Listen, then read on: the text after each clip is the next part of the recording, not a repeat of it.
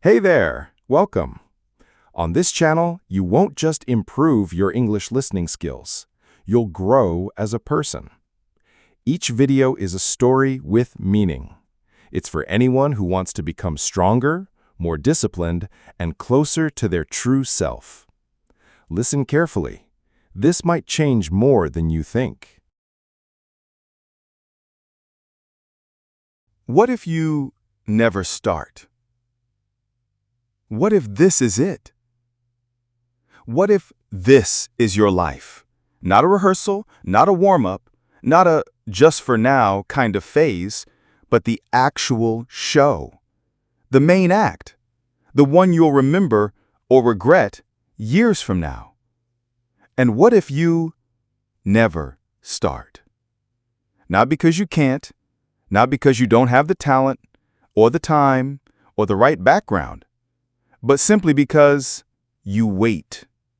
You tell yourself, soon, just need to finish this, just need to feel ready, just need to figure it out. And then, weeks pass, months, years.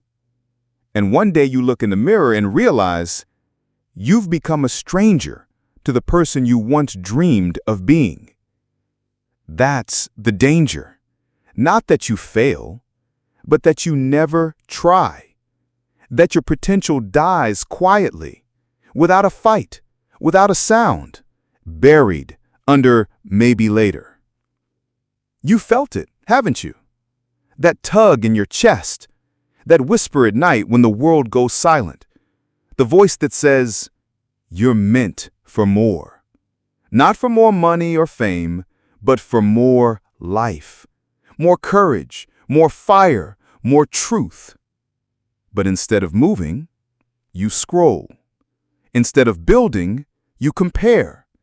Instead of starting, you wait for a sign. Let me be that sign. Because if you needed a wake-up call, this is it. This is your reminder that nobody is coming to push you. Nobody will hand you the perfect timing, the perfect plan, the perfect moment. There is no permission slip, no green light, no guarantee. Only the truth. You either start or you don't. And your future is being written either way. Think about it. How many dreams have you buried under comfort? How many goals have you postponed until you feel ready? Do you even remember what they were? That book you said you'd write, that weight you said you'd lose, that trip, that skill, that business, that version of you, bold, free, alive. You are waiting for the right time. But here's the brutal truth. There is no right time. There's only now and not now. Everything else is a lie you tell yourself to feel better about doing nothing. You want proof? Look around. The people who made something out of their lives, they weren't the smartest. They weren't the most connected. They even weren't the most talented. They were the ones who started. Messy, clumsy, scared. But they moved. They made progress while others made excuses. They built momentum while others built excuses. They chose the discomfort of growth over the safety of stagnation. And over time, they changed. Not all at once, but step by step, brick by brick, until one day the world looked at them and said, "Wow, how did you do it?" And they smiled, because they knew. They started. So now I ask you, what if you never start? What if you keep waiting? What if you keep hiding behind plans and reasons and doubts? What if 10 years from now you're still telling the same story, still stuck in the same job, still scrolling past other people's wins? Still wondering why your life feels small, even though your dreams were big? Would that hurt? Would that break something inside you? Because it should. not to shame you, but to wake you up. Because there is still time, because you're still breathing, because the pen is still in your hands. But you have to stop rehearsing your life and live it. Not someday, today. This video isn't just motivation. It's a mirror, a challenge, a decision point. Because by the time we're done, you'll know.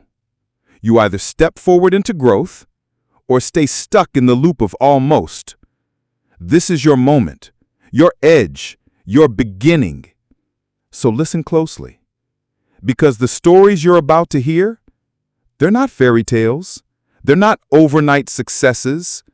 They're stories of people just like you, who felt fear, doubt, pain, but who started anyway. And that made all the difference.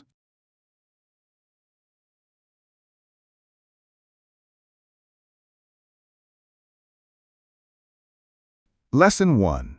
Stan Lee. What if you never start?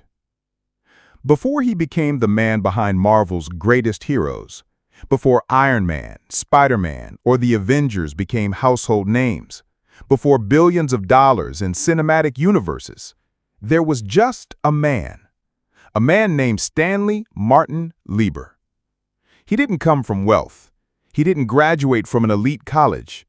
He was just a kid from New York City, born to immigrant parents who barely made ends meet. In the early 1930s, during the Great Depression, his family struggled to survive. His father was often unemployed. Money was tight. Life was hard. As a teen, Stan worked odd jobs, delivering sandwiches, writing obituaries, and even ushering in movie theaters. Anything to help out. And yet, he dreamed. He dreamed of telling stories. At 17, he landed a job at Timely Comics, not as a writer, but as an assistant.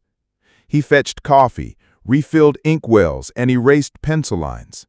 It wasn't glamorous. It wasn't heroic. But he was close to something, to storytelling, to art, to a world that might one day belong to him. Still, the years dragged on. He spent 2 decades writing whatever was asked of him. Westerns, horror, romance, filler. He used a pen name, Stan Lee, because he was ashamed to put his real name on comic books. Back then, comics weren't respected. They were seen as trash literature, especially for adults. He watched others rise, watched trends shift, watched time pass, and he thought, maybe this is it. Maybe I'm just the guy who writes Pope. Then something changed. He was nearly 40 years old, tired, bored, considering quitting. But his wife Joan said something simple. If you're going to quit anyway, why not write the story you really want to write? That's when he created the Fantastic Four. Not perfect heroes, not flawless gods, but people who fought, who failed, who had families, who were real. It was a hit. And then came Spider-Man. Not a super soldier or billionaire, but a teenager. Awkward, nerdy, broke. Peter Parker wasn't saving the world in a cape. He was trying to survive high school, pay rent, and take care of his aunt. Stan Lee gave us characters who were human before they were super. And that changed everything. Marvel exploded. In just a few years, he helped create the X-Men, Iron Man, Thor, the Hulk, and more. All because, at nearly 40 years old, when the world told him he was just a comic book writer, he started. For real. Think about that. What if he had quit? What if he told himself it was too late? What if he believed the lie that success only comes young? We wouldn't have Marvel. We wouldn't have heroes. And the world would be a little less bright. Here's the truth. It doesn't matter if you're 25 or 55. What matters is, will you start?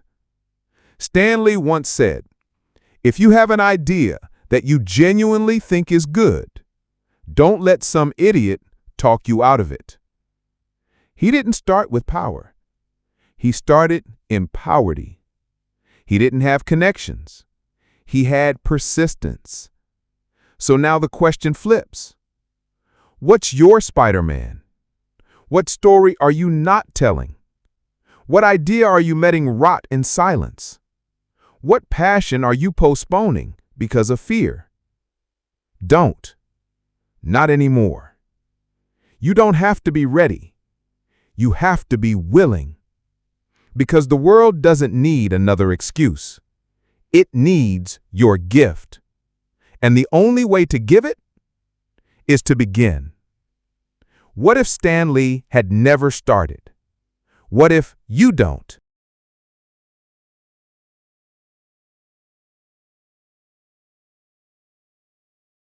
Lesson 2. It's never too late. The story of Colonel Sanders. We all know the face. That smiling old man with white hair, a black string tie, and a bucket of chicken. The logo of KFC, a symbol of fast food across the globe. But few know the real story. Few know that this overnight success was anything but overnight. Few know that behind the famous logo was a man who had failed, again and again, until most people his age had already given up.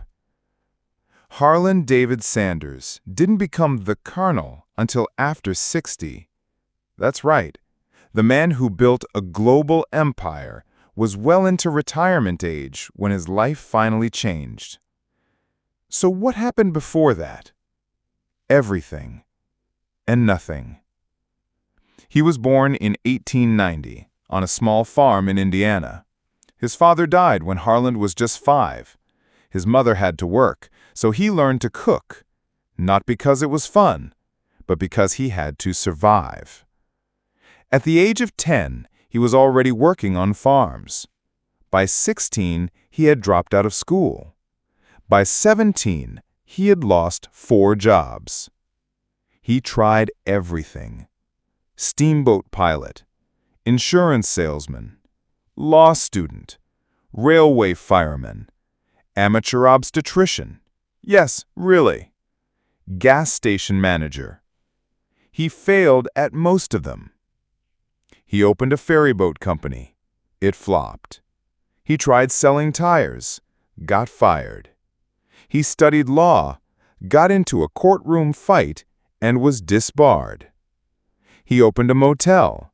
It burned down. He was married, then divorced. He had kids, then lost custody. He was poor, then broke, then bankrupt. And yet, somehow, he didn't stop. Because in his 40s, running a gas station in Corbin, Kentucky, he started cooking meals for travelers. Fried chicken, biscuits, gravy, just simple food made well. And people loved it. He turned the gas station into a restaurant. He refined his recipe. Pressure-fried chicken, seasoned with 11 herbs and spices. He was doing okay. But then, the highway moved. Literally. The new interstate bypassed his town, and his restaurant died. He was 65, living off $105 a month in Social Security. Most would have called it game over. But not Harlan. He had one thing left, his chicken recipe, and a belief that people would love it if they only tried it. So he put on his white suit, packed his pressure fryer, and hit the road. Driving from restaurant to restaurant, offering to cook for owners. If they liked it, he'd license them the recipe for a small cut of the profits. He slept in his car. He got rejected 1,009 times. Let that sink in. 1,009 no's. People laughed. You're too old. Your time has passed. No one needs more fried chicken. But on try number 1010, someone said yes, and the rest is history. By the time he was 75, Colonel Sanders had 600 franchises across the country. By 88, he was a global icon. He died a millionaire. But more than that, he died a symbol of persistence, a symbol that failure isn't final, a symbol that it's never too late to begin again. And here's the real lesson. Most people stop trying at 30. They say, I'm too old at 40. They give up the dream by 50. But Sanders started building his legacy after 65.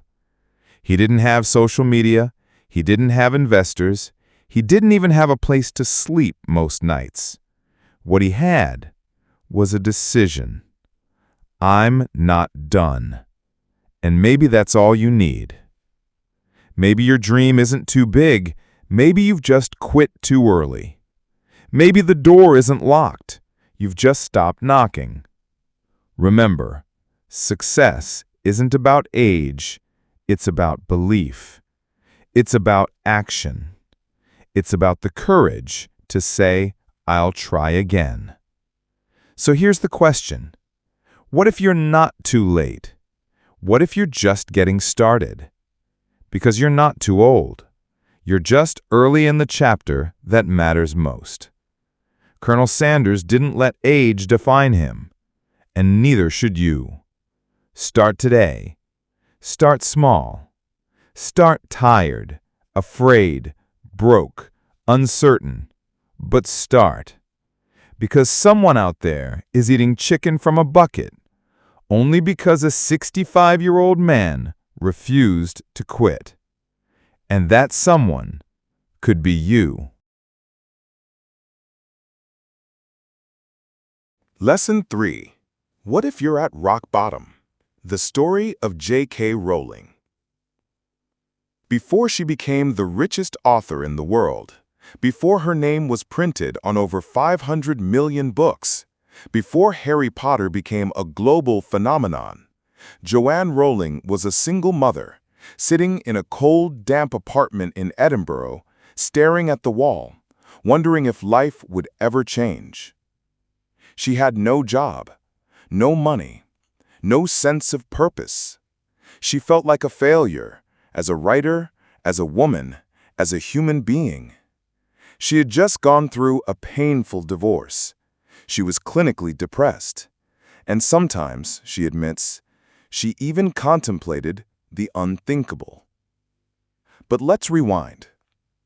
Jo Rowling was born in 1965 in a small town in England. She wasn't a prodigy, not a child genius, just a girl who liked stories. Her mother suffered from multiple sclerosis. Her father was distant. Her home was full of silence and sadness. From a young age, she escaped into fiction. She wrote her first story at age 6, A Tale About a Rabbit. She dreamed of being a writer, but no one took it seriously. Not her parents, not her teachers. She was told politely to get a real job. So she studied French, worked as a secretary, moved to Portugal to teach English, got married, had a daughter, and then everything fell apart. The marriage collapsed. She fled the country with a baby in her arms and trauma in her soul.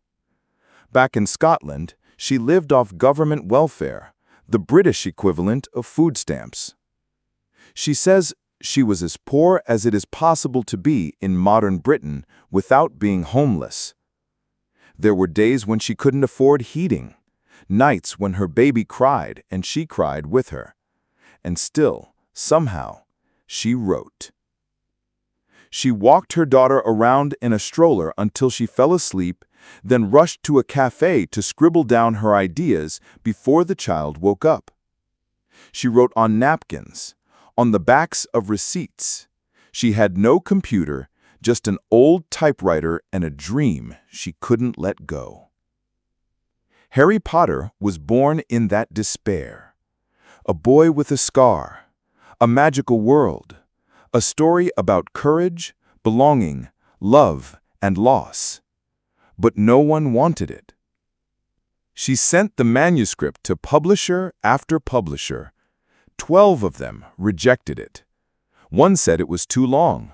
Another said fantasy didn't sell. A third didn't even reply. She could have stopped. She probably wanted to, but she didn't. Finally, a small publishing house called Bloomsbury said yes.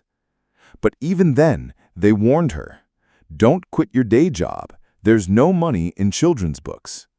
They printed 500 copies. And yet, something strange happened.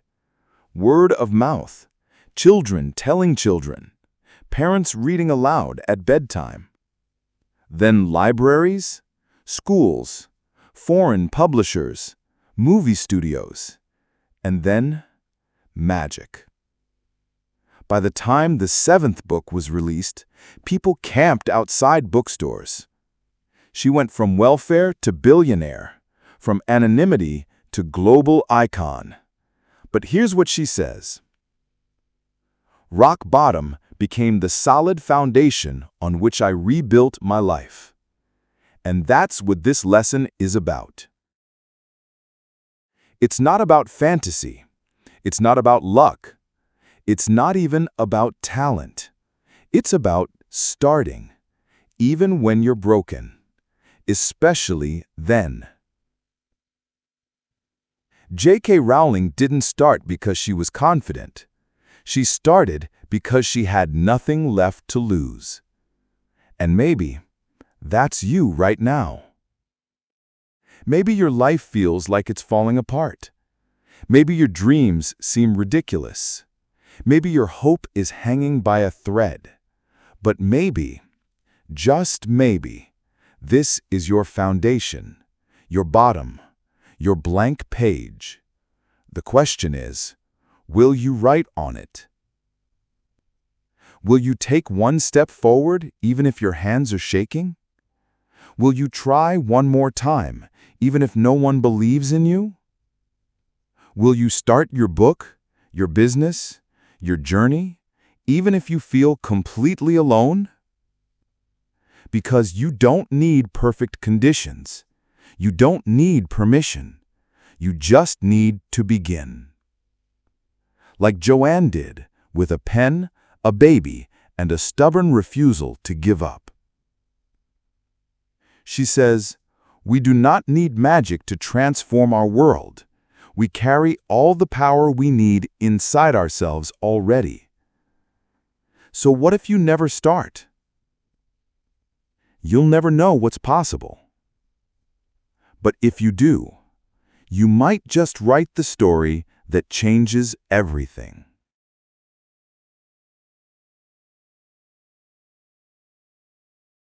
Lesson 4. Jamie Foxx, The Power of Starting, Even When No One Believes. Before the Oscars, before the Grammys, before the standing ovations, there was silence.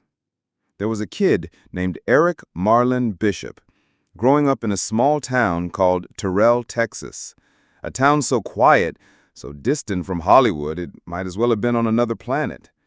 He wasn't born into fame. He wasn't born into comfort. He was born into confusion, abandoned by his parents as a baby and raised by his strict grandmother. He learned the piano at 5, played in church, kept his head down, but deep inside something was burning. A voice, a rhythm, a story that wanted to break free. But when you grow up in a place like Terrell, dreaming is dangerous.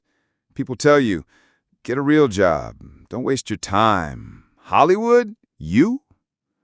But Jamie didn't listen. He took a leap, moved to LA, started going to open mic nights, comedy clubs, anywhere he could get 5 minutes. But the scene was brutal, unforgiving, crowded. He noticed something strange. Women comedians were more likely to get stage time, so he changed his name from Eric to Jamie, a name that could be anything. He tricked the system, and it worked. But getting on stage is one thing. Owning it, that's another. His first big set, he bombed hard. People laughed for the wrong reasons. They booed. He froze, humiliated. But he didn't quit. Because Jamie had something most people didn't. Range. He could sing. He could act. He could play 10 instruments. He could mimic, write, dance. He was like a toolbox no one had opened yet. And yet, for years, Hollywood didn't care. He got a few roles, a sketch here, a sitcom there, but he was still the funny guy, still in the shadow. And then came Ray, a biopic of Ray Charles, a role that would require everything: musicianship, pain, charisma, depth. No one thought Jamie Foxx could do it. He was too playful, too lightweight, not serious enough. But he locked in. He studied Ray's movements, his voice, his blindness. He wore prosthetic eyelids glued shut during filming all day to stay in character. He let go of himself completely. And what happened? Oscar, Golden Globe, BAFTA, standing ovations around the world. From that moment on, the world saw him differently. But the real victory, it wasn't the awards. It was the fact that he kept going when nobody cared. For over a decade, he wasn't the guy. He was in the background, told to stick to comedy, told he'd never win awards. And yet, he showed up, wrote music when no one listened, told jokes when no one laughed, auditioned when no one called back. Because he knew something. You don't wait for the world to give you permission. You create the moment yourself. So here's the lesson from Jamie Foxx. Even if you're good, even if you're brilliant, the world might not care at first. They'll doubt you, mislabel you, ignore you. But if you don't start, they'll never see you at all. You don't need everyone to believe. You just need to begin. So ask yourself, how many talents inside you are still in hiding? How many dreams are collecting dust because of fear? How many times did you stop just because they didn't clap? And now, ask the harder question. What if Jamie never started? What if he listened to the critics? What if he quit after the first bombed show? What if he stayed in Terrell? There would be no Oscar, no Ray, no music, no proof that one man can master so many crafts and rise from nothing. So don't look at Jamie now and think, I could never be that. Look at Jamie then, the awkward kid, the background character, the guy who failed and kept going. Start like that.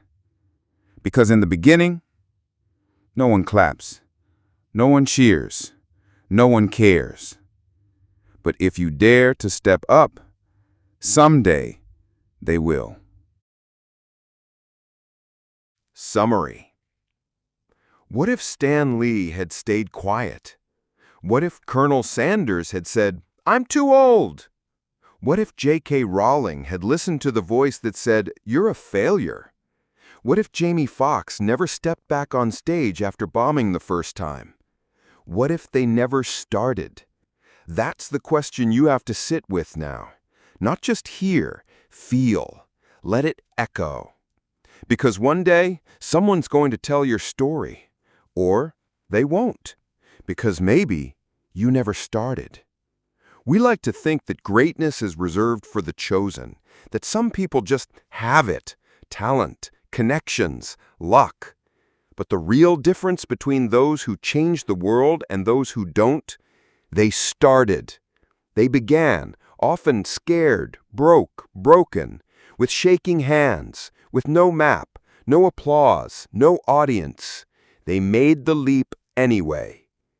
And here's what's cruel about life. It never begs you to begin. It's patient. It'll wait forever while you delay, while you hesitate, while you scroll, while you build up the courage, while you make plans, while you say, someday. But time isn't patient. Time doesn't care about your fear or your comfort. It moves, with or without you. That dream in your heart, it's not going to chase itself. Nobody's coming to push you, to beg you, to force you. That's your job. You've heard the stories. Stan Lee didn't create the Marvel Universe until he was nearly 40. Colonel Sanders didn't franchise KFC until he was over 60. J.K. Rowling was a single mother battling depression. Jamie Foxx spent years in the shadows before his moment came. But the moment only came because they kept moving, because they refused to stay still. Maybe you're still sitting on that book idea, that business plan, that YouTube channel, that course, that message you were born to give. So I'll ask you again, what if you never start? What happens to that version of you, the one you were supposed to become? What happens to the people you were supposed to inspire, the lives you were supposed to impact?